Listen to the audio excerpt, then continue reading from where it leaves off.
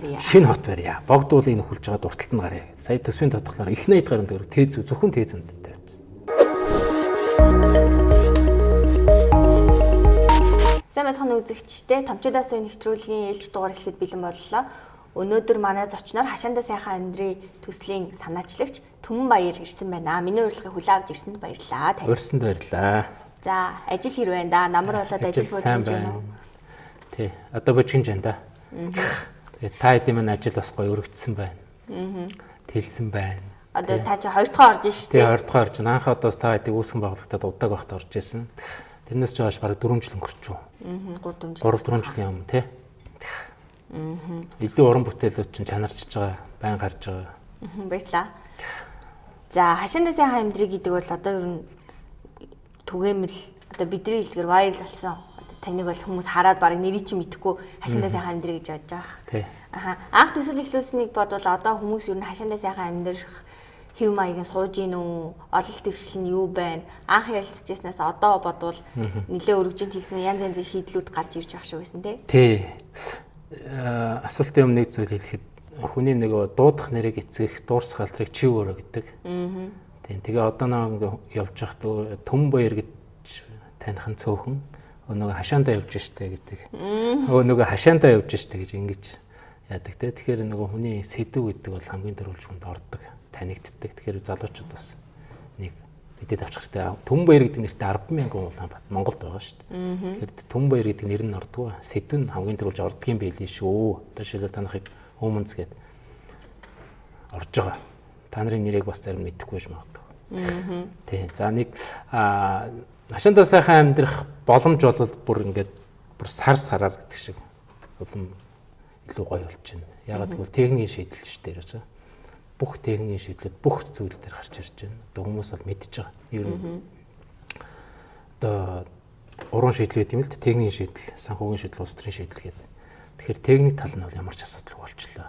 Хүмүүс ч бас ашиглаад эхэлчлээ. Үздэг одоо хэрэглээд эхэлсэн ба. За санхүүгийн шийдэл боломж байна. За улс төрийн шийдэл рүү одоо ингээд орж штэ. Эхлээд чинь баахан техникийн шийдэл хайж явсан. Байдгийн баригтыг бүгдийг үзүүлсэн. Бүх шийдэл дээр очсон.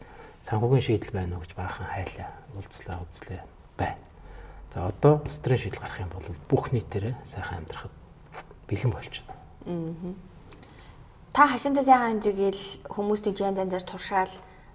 Би яг хоо таны төслийн сайн авааштай талыг нь хүмүүсийг илүү хөдөлмөрч болгож байгаа юм болов уу гэж анзаардаг байхгүй. Тэнгүүт нөгөө талд нь хүмүүс хашаанд амьдрах нэг сонирхолгүй байгаад байна шүү дээ. Тэнгүүт орон сууцчулнаа гэдэг нэг зүйл ингээ байн хажууд нь хошиж орж ирээд магадгүй бүх хүнийг орон сууцанд оруулах юм бол энэ нөхөн журлаа гарын хүртэл гэдэг хоёр асуудал шийдэгдээд бүхэн болох гээд байгаа юм шиг хандлагатай. Магадгүй зарим хүн тэгж нөгөө популизм хийн гэдэг шиг явдаг штеп. Таны бодлоор ер нь яг энэ чиглэлээр удаан ажилласан хүний хувьд бүх хүнийг орон сууцчлах боломж байхгүй сте. За иргэн талаасаа би улс төр талаас нь хэлье. За иргэн талаасаа гэвэл хүн үзээгүй юм а үзхийг хүсдэг юм байна. За өнгөрсөн 8 жил яваа. Тэр үеэхээр орон сууцанд ороод өглөө усаад халуун усанд ордог, ханаасаа усаа авдаг. За одоо парта байшинд суугаад палантой жорлонд бийцсад ханаасаа халуун ус авахыг хүн болгон хүсдэг юм байна. Тийм учраас одоо орон сууцанд амьдарч үзээгүй хүн бол орон сууцанд амьдарч үзхийг хүсдэг хүсэл бол асар их байна. Одоо ч байна. Гэхдээ багаар өөрчлөгдөж байна. Тий. Тэгээ одоо жишээлбэл одоо надтай байгаа ойрхон ажилтдаг залуучууд хүртэл ямар ч байсан л орон сууцанд орчмоор байна. Эхний ээлжинд гэдэг ийм хүслээс ерөөсөө салж чадахгүй байгаад байдгийм байна. Хүсэл биш Монгол залуучуудын мөрөөдөл шүү. Тий, мөрөөдөл тий. Тэр нь бол одоо ингээ байсаар л байна. Яг үүндээ бол. Гэхдээ багцаар өөрчлөгдөж байна. Нэг тэгэхээр хүн үзээгүй юм үзхийг хүсдэг. Орон сууцанд 5 жил амьдарчаад 10 жил амьдарчаад за орон сууц гэдэг чинь юм байт юм байна. За одоо нэг чинь арай чөлөөтэй нэг газар аваад хаус бариад амьдрал, пассив хаус бариад амьдрал гоё юм биш үү гэдэг юм чинь. Орон сууцанд 5-10 жил амьдарсны дараа төрдөг хүсэл юм байна. Ер нь бол за нөгөө талаасаа бол төрийн бодлого талаасаа болохоор зөвхөн өндөр давхрын орон сууцыг орон гэр гэж үзэж байна. Яг төрийн бодлогын төвшөнд. Орон сууц гэж үзэж байна. Орон сууцчлалтын тухай хууль ерөөсөд зөвхөн өндөр давхрын орон сууц руу чиглэсэн бодлого явуулж байна. Тэр өндөр давхрын орон сууцнд дэд үтсийн өнгөө тач өгч байна. Тэр өндөр давхрын орон сууцыг борлуулахад ипотекийн зээл өгч байна. Гэтэл гэр оролд байгаа хашаа орон сууц мөн үү? Орон байр үсттэй. Орон сууц мөн үсттэй. Гэтэл тэрийг барихт нь ямар ч дэмжлэг байхгүй. Энэ бол ойлголт төвдөөгүй сони нэр орон сууц гэхээр байшин гэж орж ирэхгүй байна. Тий. Монгол гэр ч гэсэн орон байр. Тэгэхээр нөгөө төрийн бодлого бол яах вэ гэхээр тэр өндөр давхрын орон сууцыг ч орон байр гэж үзэх ёстой. Тэр гэр оролд байгаа байшин ч орон байр гэж үзэх ёстой. Монгол гэрийг ч орон байр гэж үзэх ёстой. Монгол гэртээ амьдрах сонирхолтой хүмүүс байна шүү дээ. Тэгэхээр нөгөө орон сууцчлалтын бодлого ч нь өөрөө энэ лүү жигд орох ёстой байхгүй. Жигд тэр гэрт хашаанд байгаа байшин ч гэсэн дэмждэг байх ёстой. Дэд үтсэн. Тэр хашаанда байшин барихад ипотек олгодог байх ёстой. Тэр магадгүй Монгол гэрээ сайжруулах гэж байгаа хүнд ипотекийн зээлээс өгдөг байх ёстой. Дулаалгахад нь тусалдаг байх ёстой. Тэгжээж эн чинь орон сууцны бодлого цогц явах юм байна л да. Тэгэхээр одоо ганцхан дэд үтс татхад нийтийн орон сууцыг л төрөөс дэмждэг. Хувийн орон сууц одоо амны орон сууц гэж ярьдаг хашаа байшин бол дэмждэг байхгүй. Тэгэхээр нөө төрөөс дэмжиж байгаа юм чинь тэрлүү илүү их бас хөшөрж лээ л да. Тэнд чи хүү ахта зээл авч болцоо байна. Гэтэ бас яг одоо би ингэж байгаа байхгүй. Ингээ залуучуудыг одоо Монгол залуучуудын орон гэдэг нь шүү дээ. Тэгсэр нэ Улаанбаатар хот байгаа хүмүүсийг өөрийнхөө эргэн тойрны хүмүүсийг тэг магадгүй манай дадлага хийхээр ирж байгаа манад ажилд орох хүсэж байгаа хүмүүсийг харахаар ер нь бүгдээр ингээ түрээсийн байранд амьдардаг. Тэгээ би ингээ харахаар зүгээр орон гэргүүчүүд гэдэг үг миний санаанд ороод идэх байхгүй. Ингээл байрны түрээсний 3 сарын циклээ тэрнийхээ араас ажил хийгээл явж байгаа хүмүүс шүү дээ. Мөн түүний анхдаг хэрэгцээ чи өөрөө амьдрах орон сууц байр байгаад байдаг. Тэгээд энэ түрээсийн орон сууц гэдэг ер нь хэр одоо манай Улаанбаатар хотын нөхцөл байх боломжтой. Эсвэл бол одоо бүх залуу хүнийг орон гэртээ болгоно гэх юм бол яг айгүй юу л хэл та. Ажилтаа болоод орон байртай болдог бодлого баймир байгаа байхгүй. Ажилтаа л бол орон байрны асуудлыг шийдэгдэх байх хэрэгтэй. Тэгэхээр одоо ингээд нэг юм 2 хөгчөд байна л да. 3 хөгчөд байна. За нэг нь болохоор ингээд за ипотек авах боломжтой баг бүгд ипотек аваад орон сууцтай орцсон. За хашаандаа сайхан амьдралтай сонирхолтой нэг хэсэг байна. За гэтэл ипотекч авч чадахгүй хашаандаа сайхан амьдрах гэсэн ч боломж байхгүй. Яг дунд нь залуучууд, ахмадууд, хөгжлийн бэрхшээлтэй хүмүүс, өргөдөлгөөсөн хүмүүс гэдэг юм орлого багтай хүмүүс гэж. Энэ хүмүүс ингээд дунд нь гацсаж байгаа байхгүй. Ипотек олдохгүй, хашаандаа амьдрах гэхээр бас зээл олдохгүй, хашаанд бол бүр зээл олдохгүй шүү дээ. Тэгээ яг энэ хүмүүс зориулсан одоо энэ олон улсад бол түрээсийн орон сууц. Түрээслээд өмчлөдөг орон сууц. Орчилгаагүй. Залуучууд зориулсан. Одоо тэр хятадын Хонжууга товтод байна. 30 мянган айлын орон сууц. 1 одоо оюутан 6 м квадраттай амьдардаг капсул гэдэг шүү дээ. Ор, бие засах жорлон, тэгээ угаалтур. Тэгээ нэг жижигхэн ширээ. За ингээд найз охинтой болохоор 12 м квадрат. За нэг хүүхэд гарчин бол 18 м квадрат 3. За дахиад 2 хүүхэдтэй болчиход 24. За ингээд тэр хүний чинь амьдрал сайжраад арай өндөр зэрэглийн ипотекийн орон сууц аваад гардаг. Тэгэхээр ингээд одоо би ч гэсэн өөрөө түрээсийн байраар 7 жил явсан байхгүй. Тэгээд дандаа одоо манай Улаанбаатарт ихтэй яаж нэхэр 20 мянган түрээсийн байр байна. Тэгээд одоо яг сэзэн орцсон явж байна тий. 20 мянган түрээс. Тэр 20 мянган түрээсийн байр бүгд нөхөн жорлонтой. Бүгд нөөцтүүлдэг. Бүгд усаа зөөдөг. Ийм одоо тогтох муутай түрээсийн байр тэгээд бас үнэтэй 7-800 мянга. 500-аас дээш. Тэгэхээр энэ түрээсийн орон сууц гэдэг юм тогтоо, халуун устай, боловсон нойлтой ийм орон сууцны хэрэгцээ Улаанбаатар хотод миний харж байгаагаар 60 мянган ширхэг хэрэгтэй байна гэж харж байгаа. 60 мянга. Тэгэхээр энэ яагаад 60 мянга гэж гэхээр 12-оос 13, 14 онд энэ нийслэлээс хэрэгжүүлсэн түрээсийн орон сууц хөтөлбөрт ирсэн хүсэлт 55-аас 60 мянган хүсэлт ирсэн гэж байна. Тэгэхээр яг энэ одоо дунд өсчөд одоо энэ орлого багтаа дөнгөж ихтэй сургууль төгссөн залуучуудын орон байрыг ингэж л хангах хэрэгтэй байна. Тогтохтой. Тэгэх юм бол энэ гэр орооллын яндан 30% буурах гэдэг байгаа байхгүй. Тэнгүү тэр барилгыг нь одоо чинь ингээ барих чинь ингээл мэдээж нүсээр ажиллуулсан л та. Гэтэ одоо ингэх юм биш үү? Ингээл газарт оруулах юм дээ ингээл нэг хэсгүүлэг газрыг. Тэгэл газарт оруулаад газрын иргэдээ судалдаж аваад яваал. Тэгэл нөгөө иргэд нөгөө газарт одоо оруулсан газараа зарсан мөнгөөрөө байр авах гингүүт нөгөө талд нэг орон сууцны компаниуд нь байрныхаа үнийг нэмээлтэй метр квадрат тутамд шууд 2-300 мянгаар нэмээл. Одоо чинь анхны офицерын чиглэл рүү байрууд хямдхан л байсан тийм үү? Одоо тэгвэл ингээ нөгөө газар зарсан сургаар нэмээ хийцэн. Энэ дунд ямар ч зохион байгуулалт менежмент байхгүй. Нөгөө залуучуудад ингээд орон сууц ингээд тэр байрыг ингээ бариад юу яг гэвэл энэ Улаанбаатарт газар нь байгаа мó, эрчим хүчин байгаа мó? Яагаад энэ ажлыг ерөөсөө өмнө одоо бодвол хүмүүс санаачилсан л байл үү дээ. Чи одоо иргэн түмэн баярын ажил биш үсттэй хөг нь.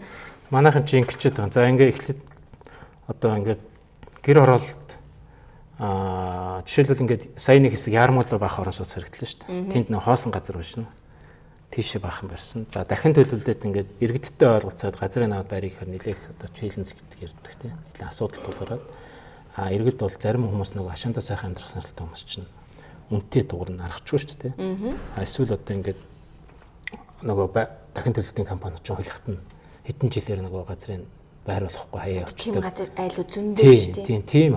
Тийм хүмүүс нь хохироод байгаа учраас энэ дахин төлөвлөлт гэдэг юм чи хүмүүс итгэж очдог байхгүй.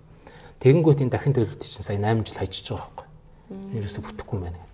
Тэгэнгүүтээ яасан гэхээр яармөр бахан газар болгоцсон. Одоо яармын газар дууссан. Одоо дахиад дараагийн байршлын яаж нөхөр одоо энэ богдуулын уртал руу гарах чинь шүү дээ. Богдуулыг нүхлээд уршаа гараад тэр эзгүй газар дээр баахан байр гаргаж. Тэр зөв нь бол юу гэхээр гэр орооллын иргэдтэйгээ зөв ойлголцоод тэгтээ тэрийг нөө дээрээс нь шууд за энд байр барья биш. Тухайн гудамжны одоо бий бол ингэ хөршийн холбоо гэдэг. Хөршийн холбоогоор нийлж компани юм хоршоо болоод тэгээд 20 айлын хэлээд за бид нар 10 айлын газар дээр одоо юу гэдэг 5 хаус бариад амьдрий. 10 айлын газараа нэг барилгын компанид заръя. Тэгтээ бид нар 1-2 давхрын бизнесийн одоо үйлчлэгийн зорилтоор бид нар хувьцаа эзэмшиж ашиглая. Тэгэхээр тэр газраас одоо бид нэр одоо яаж нөхөр дахин төлөлт ирсэн газрын 1-2 байрсалвал тэгэл зайл одоо явуул гэж байгаа байхгүй юу. Гэтэл тэр одоо 10 айлын 8 нь тэр газараас орлого болдог. 10 айлын 8 нь хажуу айлтай. Дүүгээ юм уу ихчигээ ээжигээ аавыгаа хажуудаа болгоцсон. Тэр хүмүүсийн асуудал яах вэ? Гэтэл орлогоо яах вэ? Ажлын байртай хүмүүс. Тэгэхээр юу ястай гэхээр иргэд өөрсдөө гудамжаараа нэгдээд хүсэлтээ ирүүлээд тэн дээр нь 10 айл дээр ч юм уу 5 айл дээр нь тэр 20 айлаа багтаагаад үлдсэн газрын тэр хүмүүс одоо бизнес болох хэрэгтэй байхгүй ирээдүйд одоо өгөөж өгөх. Тийм нөхцөлд бүртгэх хэрэгтэй гэж байна. Тэр 20 айл нийлээд дундаа нэг компанитай тэнд баригдсан газраасаа одоо насан туршдаа хэдэн үеэр одоо орлого олох тийм одоо хувьцаа эзэмших болцоог бүрдүүлэх хэрэгтэй. Наач гоё сонсож шин. Гэтэ 20 айл нэгдээд нэг юм бодоод тэнцээ зөвшөлтөлт хүрнэ гэдэгт бол итгэхгүй. Хөшөөрөх хэрэгтэй. Одоо Солонгосын шинэ цосхон хөтөлбөр гэж явсан. Та нар нэгдчих юм бол дид үтс татчих үгүй. Гэхдээ та нар өөрсдөө модоо тарина, хашаага янзлна, хогоо ингэн угаацсан асахгүй. Тэ? За тэгээд хэрвээ та нар нэгдчих юм бол одоо юу гэдгийг орон сууц барья. Барилгын компанитай тохирё. Зам тавьж өгье. Нэгдээгүй бол хоцорно. Тэгэнгүүт одоо нэгдийг одоо биш л фэйсбુક дээр очиход маш олон хүмүүс манай 10 айл бол ямар ч асуудалгүй нэгднэ. Тий. 5 айл дээр бид нэр бөөгнөрөөд 5 хаус ч юм уу бариад амьдарчээ. 5 айлынхаа газрыг дундаа компани болгоод дундын хөмжил болгоод сөөх гэдэг шиг. Тэгээд нэг барилгын компанитай тохироод бариулаад 2 байшин бариулаад 1-2 давхрын үйлчлэгийн зорилтоор ингээд бид 5 10 одоо ингээд хувьцааг хэдэн үеэр эзэмшиж явъя. Ингэжээж энэ иргэдийн газар үн цэнтэй болно. Ингэжээж энэ бизнесийнхаа зарчмаар, зах зээлийнхаа зарчмаар эргэлтэнд ороод явна. Гэт тэгэхээр дахин төлөвлөлтийн шинжил явах хэрэгтэй гэж байна. Хашаандаа сайхан амьдрэх гэхээр нөгөө хашаандаа дид бүтэц татаад ингээд амьдрах боломжтой гэдгийг ойлгоод байгаа байхгүй. Гэхдээ хашаа гэдэг үгийг яагаад ч юм бид нар сурцсан болохоор ч тэр юм нөгөө модон жорлон байнга дагаж явдаг.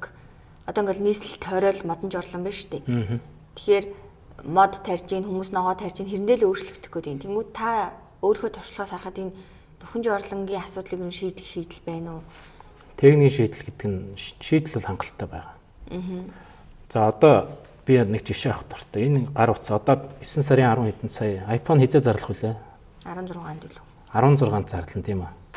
iPhone 16 гарлаа гэд. За нэг сарын дараа 10 сарын 16 гэхэд Mobicom над руу уцтана. За. Түн баяраа. Та манай одоо дугаарыг 10 жил 15 жил барьж байгаа юм байна. iPhone 16 ирсэн. Та урьдчилгаагүй 24 сарын хугацаатай 36 сарын хугацаатай зээлээрээ. Ингээд за хэдэн өөхөр нэг 7 сая маяг ирэх бах тий. Одоо 5 саяас 7 сая хооронд. 90-16. Тэгээ намайг зүгээр урьдчилгаагүй маяг өгчнө. Гэтэл би 5 сая төгрөг жорлонгоо өршлөе. Зээл байна нөхөр байхгүй. Таны орлогч нь хөрөхгүй байна. Таны шүдчин унтсан байна. Таны одоо үйл хөдлөл барьцаа өрнг байхгүй байна. Таны нас чинь хэтэрсэн байна гэд санхүүгийн механизм бүрдэг байгаа байхгүй. Энд зориулсан юм хөнгөн зээл байхгүй байна гэсэн. Одоо жишээлбэл Прус 30 авахд ямар амархан байгаа вэ? 3 сая төгрөг барьчихвал та хүрээс нэг банк усаар оруулаад Хинч 3 сая төгрөгтэй хат бүр усгаж авчна. 25-30 саяар. Гэтэл 15 сая төгрөгөөр байшингаа дулаалын яндангаа буулгах ихээр тийм зээл байхгүй. Тийм санхүүгийн механизм байхгүй. Дахиад нөгөө таны орлого өрөхгүй байна, таны нас житэрсэн байна, шүдчэн унтсан байна.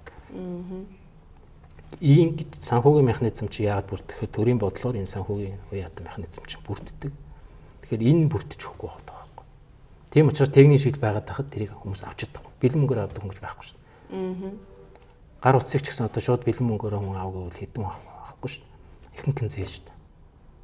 Бодит амьдрал. Машин дэрэг тий. Тэгэхээр ийм л болчиход байгаа. Тэрнээс ч техникийн шийдэл байхгүй. Тэгээд бид нар одоо би бол хэлээд байгаа шүү дээ. 30 сая төгрөг байхад хүн хашаандаа сайхан амьдарч болно. Яндангуй болж болно. Хүн жорлонгуй болно. Өглөө босоод усанд ордог болно. 3 асуудлыг шийднэ. Гал төлөхгүй байх. Хүн жорлонг өөрчлөн. Гал төлөхгүй байхад 10 сая хэрэгтэй. Байшинт дундаж байшинт. Хүн жорлонгуй болоход 10 сая хэрэгтэй. Өглөө босоод усанд ордог болоход 10 сая хэрэгтэй байхгүй. Тэгээ 30 сая төгрөг байхад л тухайн айл орон сууц шиг амтэрч одоо нэг парта байшин, паланта жорлон ханаас ус авдаг болох. Судалгаатай. Судалгаат. Та гэхдээ туршаад яваад ийлээ шүү дээ бүр. Би өөр дээр ярьж байсан юм чинь. Өөрөө нэг хуучин байшин бол 30 сая төгрөг гаргаад тэгэл янзлал. Орон сууц шиг амтэрч усаа яг дуудлагаар авч байна. Нөгөө нэг таныг сая утаа гэд ярьсан чи одоо юу утаатай болоос тэ жинхнээсээ стресстэй ч эхлэх шүү дээ тий одоо. Тэнгүүд нь сайжруулсан түлш гэж нэг шийдэл манай төр гаргасан. Утаагүй боллоо гэж бүр сайжруулсан түлшээ тэрж байгаа зураг авахулсан байсан шүү дээ жинхнээсээ. Таны бодлоор ер нь тэр шийдэл мөн байсан уу? 1.1 их найт төгрөгийг тэр сайжруулсан түлшинд үрсэн нэлгийн тий янз янзын юмнууд яа. Тэр ер нь шийдэл мөн байсан юм уу? Тэр мөнгөөрөө 1.1 их найдыг чи тэр гэр хорооллын айлууд 30 саяар нь хуваавар мөр болдог бол эн чинь жинхнээсээ 90 мянган айл асуудлаа шийдсэн байна. Гэр хорооллын 50% нь андангуй болсон байна. Хэрвээ одоо 30 саяар шийдсэн ба шүү дээ. 50% нь одоо яндан байхгүй. Тэгэхээр чи утаа 50% нь байхгүй шүү дээ.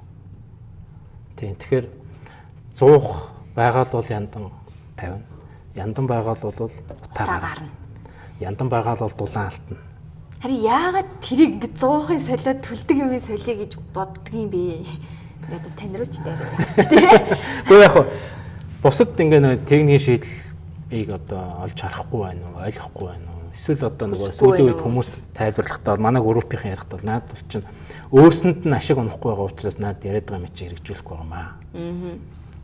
Энэ нүүрсний систем ч одоо энэ нүүрс чинь зөвхөн шахмал төлш үйлдвэрлээд энэ чинь ингээд одоо бүр бүхэл бүтэн юм амар том сүлжээ үүссэн ба шүү дээ гэр оролтод. Гудам болгонд нэг ахлагч байна. Шахмал төлшний. Тэр ахлагч яа төвхөр сонгуулаар ажилладаг. Энд чинь нөгөө шахмал төлшийг үйлдвэрлэж байгаа нэртэй сонгуул бодлоготолдог, улс төрийг эргүүлдэг, одоо өөрсдийнхээ талд ашигладаг ийм системийг давхар ажиллуулж байгаа байхгүй. Гудам болгонд нэг одоо харуул гэдэг одоо юу гэх юм бэ? Хүмүүс байгаа. Баг манаад байгаа юм шиг. Тий, одоо нөгөө угаарчих вэ энэ тэгээд. Тэгээд нөгөө агаржвал нөгөө нэг мэдрэгч энэ төр тавьдаг. Тэрийг тараагаал тэрийг тараадаг. Тий, шинээр нөгөө карт мартыг авч. Нэг хүмүүс ба. Тэд нар энэ шахмал төвчний одоо санхүүжилтээр санхүүждэг байхгүй. Тэгээд тэр нь бол ерөөсөө улс төрийн одоо сонгуул зориулагдсан юм том систем Улаанбаатарт одоо шахмал төвчний систем үүссэн. Тэгээд дээрэс нь тэр нэг шахмал төвчний одоо хэдэн тендерт одоо та нар шиг санзарч байгаа. Тэр шуудааг нь нийлүүлдэг, мэдлэнгийг нийлүүлдэг, дотор тээвэрлэлт хийдэг гэдэг ингээд эрэгтэй уулын төлөөлөгч нар ингээд бизнес болсон. Тэгээд энэ шахмал төвчнөөс бас салахгүй. Одоо өөрчлөгдөхгүй л бас салахгүй.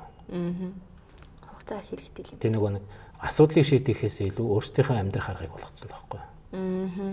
Өөрсдийнхөө бизнес болгоцсон байхгүй. Би таны нэг юм уншсан байхгүй. 2000 яндаг буурлахын тулд 585 тэрбумыг ингээд өргөх гэж байна. Цаана 99% буюу 218 мянган янда үлднэ гэд. Тэгэд энэ шийдлүүд дээр одоо чинь та ингээд очоод өөрийнхөө төслөөр ч юм уу те ямар нэгэн байдлаар ингээд санал маань сольж байгаа юм нээлттэй байдаг юм. Эсвэл эдгээр ингээд мөнгө гаргаад ингээд нүүрсийн солиол, пишингийн солиод ингээд яваад байдаг юм. Та ингэж бичихтэй эмдэглэж бичсэн юм уу? Эсвэл өөр бодит байдлыг хэлсэн юм уу? Бодит байдал сая төсвийн тодтол орлоо шүү дээ. Тэрэн дээр одоо 585 тэрбум төгрөг зөвхөн 2000 айлын газар худалдаж авах зориулж гаргаж байгаа байхгүй. Тэгээд одоо ингээд 2000 айлын асуудлыг шийдэхэд 580 тэрбум төгрөг гаргаад ах юм бол 200 мянган айлыг шийдэхэд одоо бидний тарих толгойд багтахааргүй их тоо өсөх гэдэг байна. Тэгэхээр ингээд нэг айлынхын зардал 270 сая төгрөг болчихж байгаа байхгүй. Нэг айлын зардал. Нэг яндан буулгах зардал шүү дээ. Нэг янд. Гэтэл бидний шийдлэр бол 30 сая төгрөгөөр яндан жордлонтойд буулгаж болно. Тэгээ энийгээ санал болгосон. Ардсан намын мөр хөтөлбөрт оруулсан. Хамтарсан засгийн газрын мөр хөтөлбөрт оруулсан. Тэгэхдээ одоо 25 оноос эхлээд бодиттойгоор төсөв тавьж иж энэ ажиллаулна шүү дээ. Тэгээ бидний санал болгож байгаа дор хаяж 10,000 айлын яндан буулгах 300 тэрбум төгрөг тавиач гэдэг саналыг тавьж байгаа. Бараг 10,000 байсан юм шүү. Тий. Тэгэхээр энэ 585 чинь тал мөнгө. Тэгээд тэрүүгээр 10,000 айл. Нөгөө 2,000 биш. Тал мөнгөөр нь 10,000. Хэрвээ 600 тэрбумыг ийм мөнгө тавьчих юм бол 20,000 айлын асуудал шийднэ. 20,000 шүү дээ. 2,000 биш. Яндангуу дээрэс нь давхар нөхөн жорлонгуу өглөө босоод усан дордог. Болох боломжтой. Энийг хийх л байна л да тий. Тэрнээс одоо 45 төлөөлөгчдийн нийслэл чинь маш та анхаар бүтцтэй. Энэ хот улам дампуу болоод та юу нэг өөрчлөгдөх боломжтой гэж боддог. Би одоо энэ нийслэлийн асуудлыг ярихаас бүр зүхтаадаг болсон зэ бүр ингээд цаанаасаа бүр угаасаа бүтэхгүй гэдэг мэдрэмж төрөөд идэг болсон. Боломжгүй юм гэж байхгүй шүү дээ. Бүхэл хотод манай одоо юу гэдгийг юм зовлонтой тулгарч байсан. Техник одоо инженерийн шийдэл гаргадаг хүмүүс жинхэнэ эрдэмтэн судлаачид нь ажиллаад тооцоо бодоод төлөвлөлт гаргаад тэгээд тэрийг тууштай хэдэн 10 жил 30 жил дагаж мөрдөж энэ асуудлаас гарна шүү дээ. Тэрнээс биш ингээд бид нар ч бол 4 жилээр хамлаад яваад гарч гарахгүй шүү дээ. Дээрээс нэг философийн хэм нэг асуудалтай юм байна. Одоо манай хотын удирдлагч энэ одоо Улаанбаатар ч бүтэхгүй. Шинэ хот барья. Шинэ хот барья. Богдуулыг нөхөлж байгаа дурталт нь гарья. Сая төсвийн тодглоор их 80 гаруй төгрөг зөвхөн тээзэнд тавьчихсан. Тэгээд одоо өөртөө ингээд шууд богдуулын өмнө гаргаж байгаа байхгүй. Өөртөө гараа авчих. Тэгэнгүүт энд одоо яг дундаж болон дунджаас тааш орлоготой хүмүүс энэ Улаанбаатар хотын алтан твшинд дэтгүүлтэн нөхөн жорлонтойгоо янтантайгаа. Зөө нь бол энэ одоо тэр их 80 гаруй төгрөгийг хойшно. Гэр хорооллоо сайжруулах. Гэр хорооллоо хот болгох. Гэр хорооллоо хотын төв болгох. Дэд үтцтэй болгох. Руу чиглүүлэх хэрэгтэй шүү дээ. Гэтэл тийм биш байгаа. Эцгүй газар руу явж чадтай болно. Өөртөө бол энэ нөгөө тамин цааны үлгэрээ хаах гэж байгаа юм байл уу? Бараг нөгөө хаалганы хаж гэрлийн утраж гарч явах юм шиг. Ер нь тиймэрхүү. Тий. Тэгэхээр нэг тийм зөөр ингээд мэдээж дагуулгатууд хотод хэлэх мэлэх бодлого байх хэрэгтэй байна. Гэхдээ одоо байгаа энэ гэр хорооллоо өөрчилж гоёлгочаад дахиад өөрчлөх юм байна. Хүмүүс л амьдарч байгаа, хүн л амьдарч байгаа өөрчлөгдөх боломжтой шүү дээ тий өмнө. Тэгээ гэр хорооллын асуудлаас үүдэл одоо зайсан 5 өрөө байранд амьдарч байгаа хүн читлэн хордож шин. Нүүрс төлөхгүй, нөхөн жорлон бицсэхгүй байгаа. 20 жилийн ипотекийн зээл авцсан байгаа. Хамаг цалингийнхаа хамаг одоо юу гэдэг ипотекийн зээл төлж байгаа. Гэтэ яг гэр хороолт байгаа юм шиг хордож байгаа байхгүй. Тэр нь амар харамсалтай. Одоо тэгээ нөгөө янз бүрийн шийдлээр ихээр сүүлийн үед бол жишээ нэгдэг болсон. Монголд эрчим хүч байхгүй, Оросоос 100% хараад та нар одоо олон улсын мэдгүй төвийг сахих бодолтой тий өвөлжин тог тасарна, өвөлжин угаасаа л ингэ биднэрт өөр арга байхгүй, бид нар ийм л өргөдөлтөй улсын иргэн тий тэнгуут нөгөө талд эрчим хүч айл бүр эрчим хүчээ өөрсдөө үйлдвэрлэдэг болъё гэж урайлгууд яваал идэг. Энэ юу эрчим хүчийг шийдэхэд айл болгоо оролцох тийм боломж нь байдаг юм уу? Тэгээ бид нар одоо ингээл эрчим хүчийг тэгээ яах ингэ болохгүй юм чи ингэ байгаалах юм уу? Одоо боломж байгаа. Одоо энэ дэр ингээд сүүлийн одоо яг та нарын залуучууд ажиллаад эхэлсэн байна. Нэг айлын асуудал, нэг айлын эрчим хүчний шилжилт хийж байгаа байхгүй юу? Одоо Eureka гэдэг та хэд бас нэрхээр Eureka гэдэг төсөл байна. Тэр хэд яаж нөхөр одоо сэрэгт эрчим хүчээр айлыг шийдэж байна. За одоо юу гэдгийг $3,800 нэг айлын асуудлыг шийдэг. Тэгээд одоо нэг карбон кредит гэдэг нэг ойлголт бий болцсон. Уур амьсгалын өөрчлөлтөд одоо нөөц хүчлийг хийх бууруулах юм бол олон улсаас ногоон санхүүгийн дэмжлэг авдаг болцсон. Тэрүүгээр одоо жишээлбэл нэг удаа $3,800-аар эрчим хүчнийхээ сэрэгт эрчим хүчнээс тавиад тэгээд 4 жилийн дотор буцаад олон улсаас урамшуул аваад хөрөнгө оруулалтаа нөгч. Тэгээ нөө сэрэгт тавьсан эрчим хүч чинь одоо өнгөө ороод. Тэгээд цаашгаа бүр ингээ хэдэн 10 жил нөгөө сэрэгтгэр явбал жил болгон 1000-аас доош долларын орлого олох боломжтой болсон. Тэгэхээр энд юу ч хэлэх гэдэг нэг бол манай энэ утаа хөрсний бохирдлыг шийдэхэд зөвхөн улсын төсвийн мөнгө биш. Уур амьсгалын өөрчлөлт, дэлхийн дулаалал, хөлөмжийн ялгарл энэ одоо зүйлд оролцож байгаа бий болгож байгаа учраас энийг бууруулах хүрээнд олон улсаас бид ногоон санхүүжилт авах маш их боломж байгаа. Маш их боломж байгаа. Засгийн газрыг хүлээгээд байгаа болов уу? засгийн газар нь өөртөө жижиг үйлдэл хийгээд их юм бол бид нэр дэмжиж өгөө яа. Тэгээ манайхан тийм үйлдэл хийхгүй байгаа байхгүй. 10,000 байшин барих төсөл олон улсын ногоон санхүүжилтээс 30-40% ингээ босгоод ирсэн. Татаас ш. Гэтэл засгийн газар өөрсдөө хариуцж байгаа 40% санхүүжилтийг жишээлбэл гарахгүй. 4-5 жил үлдэх гэж байгаа байхгүй. Тэгэхээр бидний энэ асуудал бол дэлхийн нийтийн одоо уур амьсгалын өөрчлөлттэй холбоотой асуудал учраас бид нэр заавал татвар төлөгчдийн мөнгө улсын төсвөр биш. Олон улсын ногоон санхүүжилт, зээл тусламж татаасаар бид нэр утаагаа бууруулах хөрсний бохирдлоо шийдэх бүрэн боломжтой. Техникийн шийдэл гэдэг нь болохоор инженерийн шийдэл нь бүгд биелээ. Бүгдийг нь оруулаад ирсэн. Бүр халаалтгүй байшин барьсан ш та нар мэдж байгаа ш. Халаалтгүй байшин.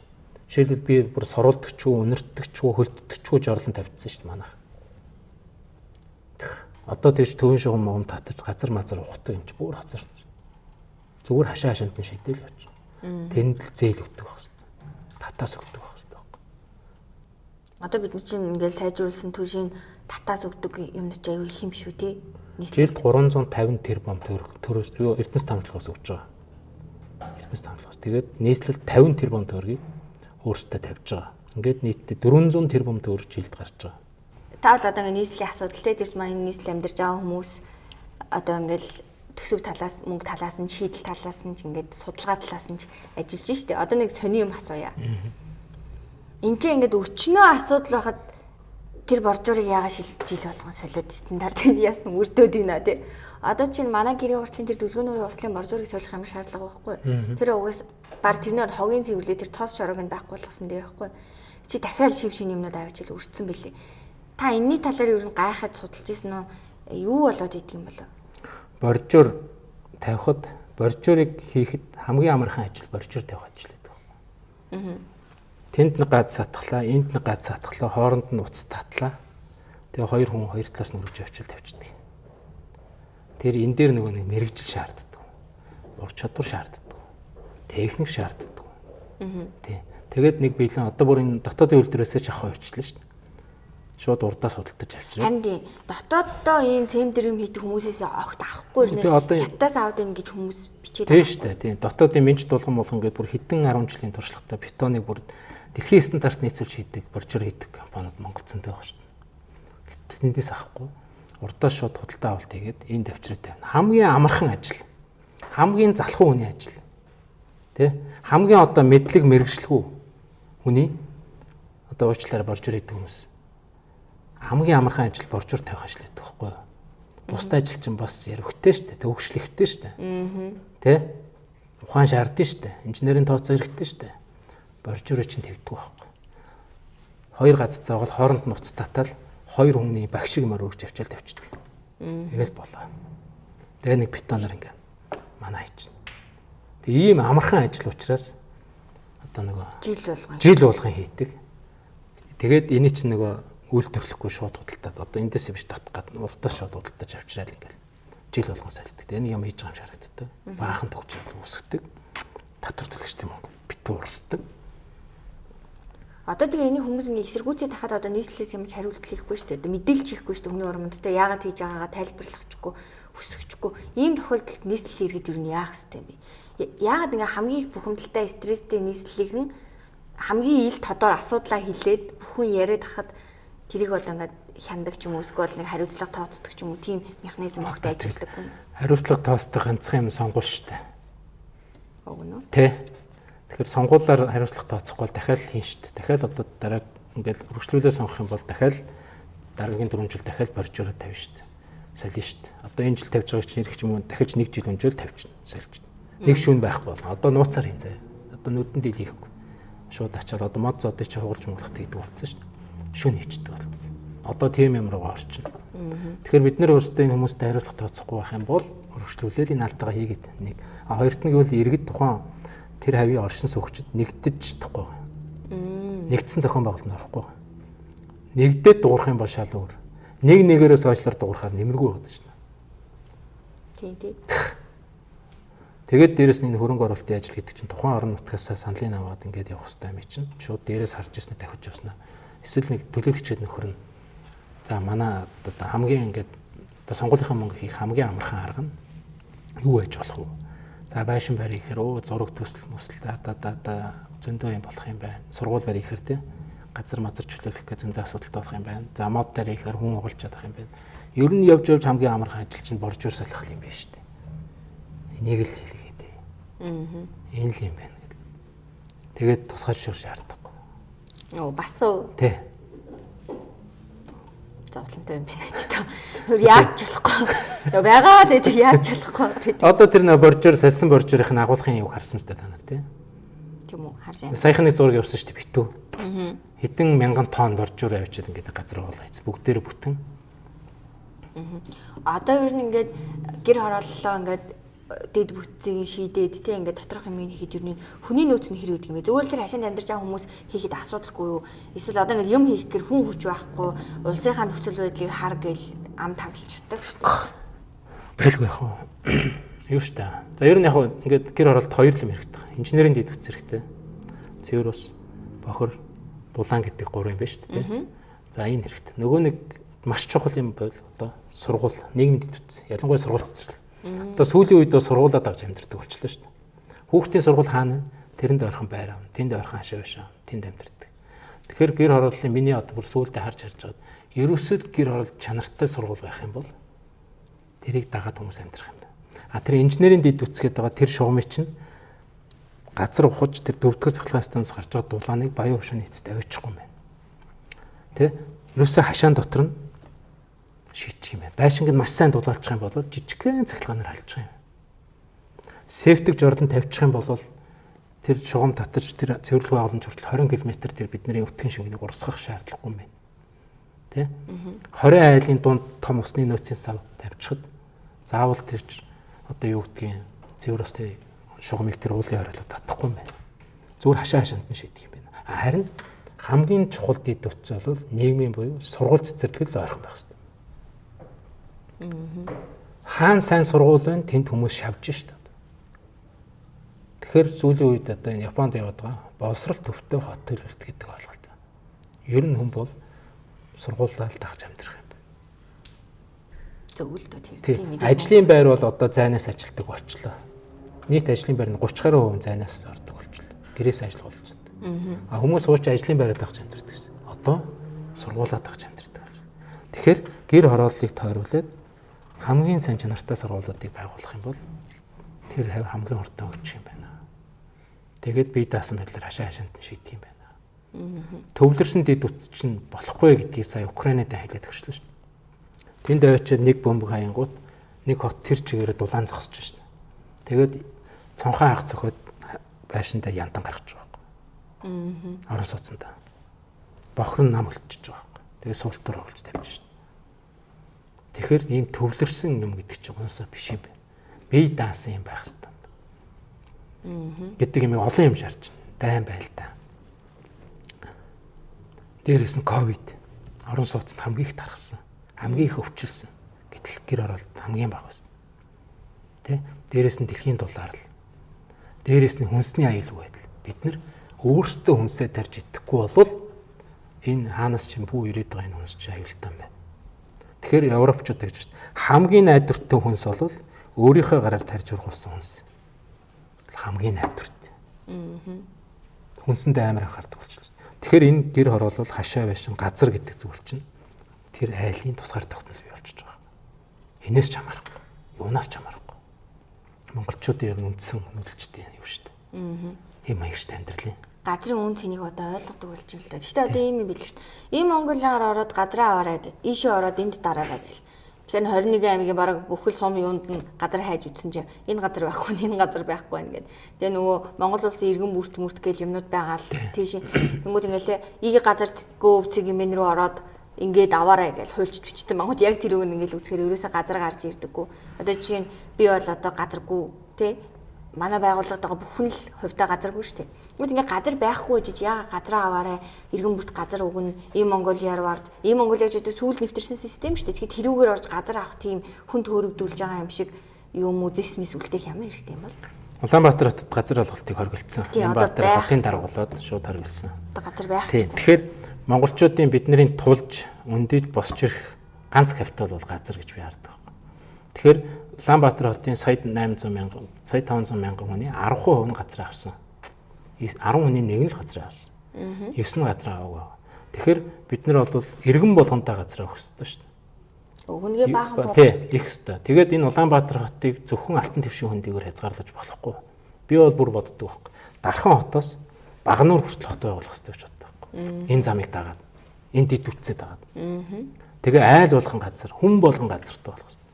Хүн болгон тэр газар дээр одоо хүнснийхээ аюулгүй байдгийг хангах хэрэгтэй. Хүн болгон тэн дээр лагертаа, цуслантаа, пассив хаустай болох хэрэгтэй. Бид нэр одоо монголчууд ингээд үйлдвэрлэл байхгүй, экспорт байхгүй. Биднэрт юу газар л газраал туулж түшиж босч ирэх эдийн засгийн капитал нөр газар байхгүй. Тэгэхээр айл болгоно хүн болгонд л газартай болох хэрэгтэй гэж хараад байгаа. Тэгээ бид нэр зөвхөн Улаанбаатар хотын хонхороор биш. Одоо хотоос 60 км дахиад гой цуслан тавьж болно шүү дээ. Засмал замтай. Болно. Тэ Starlink тавьчихна. Ямар асуудал вэ? Байшингаа дуулаалчихна, нараар халаачна. Нэг септик тавьчихна, жорлонгоо шийдчихна. Удаг ухаад ус гаргачихна. Тэгээд тэндээс ажилтдаг гэж болно шүү дээ. Хамгийн гол нь энэ бүхэн боломжтой судалгаатай шийдэл нь байгаа гэдгийг л биднэрт ойлгуулахыг хүсэхгүй. Одоо ингээл ярих нөгөө яг үнэлгээ хүмүүс итгэх болцсон мэт байна. Ингээд сонсоо гоё цавтлал юм шиг санагдаад. Яг энэ чи хийх хэрэгтэй л да. Хийж үзүүл. Бодит үйлдэл болох хэрэгтэй. Тэгтээ танд хийсэн юм зөндөө байгаа зү тий. Үгүй одоо тэ өөрийгөө магтах нь хаашаа. Тэр бичлэгнүүд дээр харахаар байлээ. Манайхан тэгээд үздэг хүмүүс мэдчихэл байгаа л да. Тэгэхээр зөндөл айлыг янданггүй болохлоо. Одоо хагас сайн үнэтэй группстэй тий. Улаанбаатар тий. Тэгээд мэдчихэл байгаа. Олон нэг боломжийн л олох хэрэгтэй шүү дээ. Тий. Юу тааш таны хийж байгаа юм бол яг цагаа олсон. Тэгээд бас юу аха гой сайхан зүйл бас биш шүү дээ. Тэ гэр хороолоор яваа судлаад тэгээд энэ дээр та айгүй олон жил тууштай явж байгааг гэж хараад тэгээд өнөөдөр ярилцвал надад илүү амьдралтай ойр зүйл ярьж өгөх юм шиг санагдлаа. Тэгээд маш сайхан ярьлаа, баярлалаа. Тэгээд энэ манай редакцийн бидний танилцуулга сэтгүүл. Тэгээд энийг тань өгье. Тэгээд цаашдынх нь ажилд амжилт хүсье. За баярлалаа. За тэгээд бүгдээ газартай болоорой. За тэгээд бүгдээ гоё пассив байшинтай болоорой. За баярлалаа. Бүгдээ гоё тий хүнсний ногоогоо тарьдаг болоорой.